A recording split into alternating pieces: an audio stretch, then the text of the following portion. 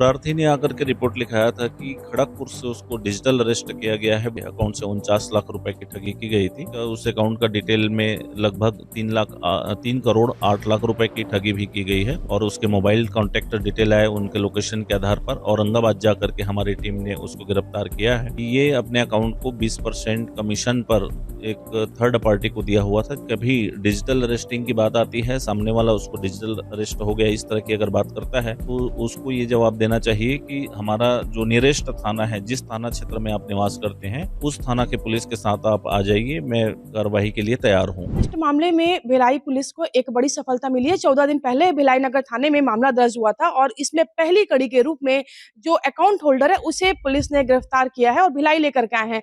क्या कुछ पूरा मामला है? और क्योंकि ये जो पहला मामला था और लगातार इसमें छोटी ही सही लेकिन एक बड़ी सफलता कह सकते हैं, क्योंकि कड़ी छोटी जरूर है पर सफलता बड़ी है। सर, किस तरीके का ये पूरा मामला था और अभी जो कड़ी आपने पकड़ी है उससे आगे और क्या कितने और आप जो मुख्य आरोपी वहां तक पहुंचने की एक उम्मीद जगी है?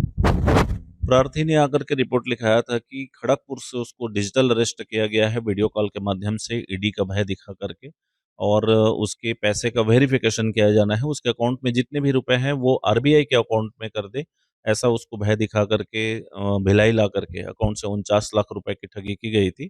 एफआईआर दर्ज करने के बाद हमारी टीम, एसएसयू की टीम लगातार इस पर काम कर रही थी और इसी बीच जो प्रथम अकाउंट जिसमें उसमें ट्रांसफ़र किया था उसका जब एड्रेस आया और उसके मोबाइल कॉन्टैक्ट डिटेल आए उनके लोकेशन के आधार पर औरंगाबाद जा करके हमारी टीम ने उसको गिरफ्तार किया है। 49 लाख रुपए की ठगी उस अकाउंट में की गई थी। 3 दिवस का उस अकाउंट का डिटेल में लगभग 3 करोड़ 8 लाख रुपए की ठगी भी की गई है। उस अकाउंट को सीज़ किया गया है, चूँकि उस अकाउंट से अन्य अकाउंट में भी पैसे ट्रांसफ़र हुए हैं, उन सभी अकाउंट्स की डिटेल निकाली जा रही है। आरोपी की गिरफ्तारी के बाद में किस तरह की जानकारी सामने आई कि अकाउंट उसको किराए पर उसने किसने को दिया था?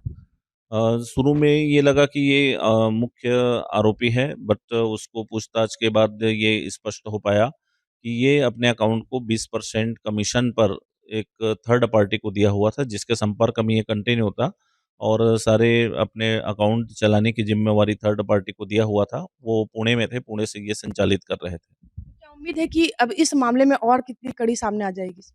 निश्चित रूप से हमारी टीम इसमें काम कर रही है और जो अकाउंट टू अकाउंट जो चैनल बन रहा है, और टेक्निकल एंड के आधार पर हम इसमें और आगे कड़ी जोड़ेंगे और अग्रिम कार्रवाई करेंगे। लगातार दुर्ग पुलिस जागरूकता अभियान भी चलाती है साइबर ठगी को लेकर के। फिर एक बार आप लोगों की ओर से क्या अपील होगी?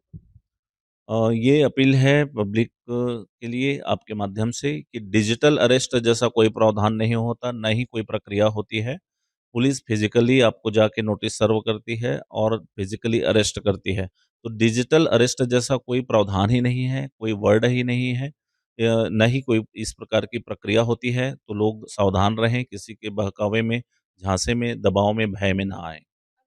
व्यक्ति फ़ोन उठा लेता है या डिजिटल अरेस्ट होने की स्थिति में है, तो उसे तत्काल में क्या करना होगा या किस तरीके की बातें अगर वो सामने वाले को बोले तो बच सकता है? अगर कभी डिजिटल अरेस्टिंग की बात आती है, सामने वाला उसको डिजिटल अरेस्ट हो गया इस तरह की अगर बात करता है, तो उसको ये जवाब देना चाहिए कि हमारा जो नियरेस्ट थाना है, जिस थाना क्षेत्र में आप निवास करते हैं, उस थाना के पुलिस के साथ आप आ जाइए, मैं उस थाने में जा कर के अपना कार्रवाई के लिए तैयार हूँ।